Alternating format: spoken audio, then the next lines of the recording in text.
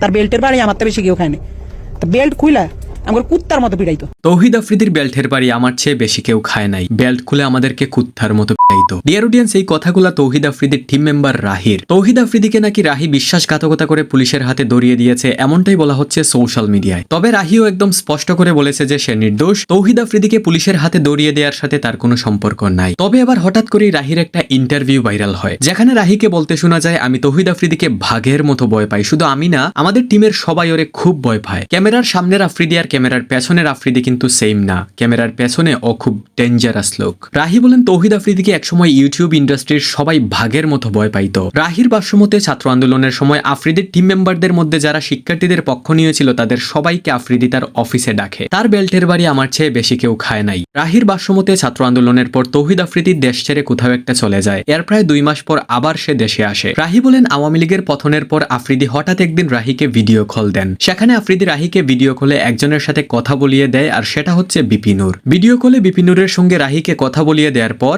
আফ্রিদি রাহিকে বলে যে দেখছস ভাইয়ের অবস্থান, মানে আফ্রিদি হয়তো বিপিনুরদের মতো নেতাদের হাত করে রাহিকে একটা হুমকি দেওয়ার চেষ্টা করে যে আফ্রিদি যে ছাত্র আন্দোলনের বিপক্ষে ছিল সেটা যেন রাহি কাউকে না বলে। আর ভিডিও কলে নাকি রাহিকে আফ্রিদি বলেছিল এখন এমন একজনের সঙ্গে কথা বলিয়ে দিব তোকে, সে ভবিষ্যতে বাংলাদেশের প্রধানমন্ত্রী হবে বা বড় কোনো ধরনের নেতা হবে, মানে বিপিনুর ভবিষ্যতে বড় একটা পর্যায়ে যাবে, আর সেই নূরের সাথে আফ্রিদির হাত, তাইলে বুঝাই যায় আফ্রিদির কতটা পাওয়ার। আর এতে যেন রাহি ভয় পায় আর আফ্রিদির কথা কাউকে শেয়ার না করে। সো ডিয়ার অডিয়েন্স, তৌহিদ আফ্রিদিকে নিয়ে আপনার কেমন ধারণা ছিল বা আছে সেটা অবশ্যই কমেন্টে জানাবেন, and please guys subscribe to our channel.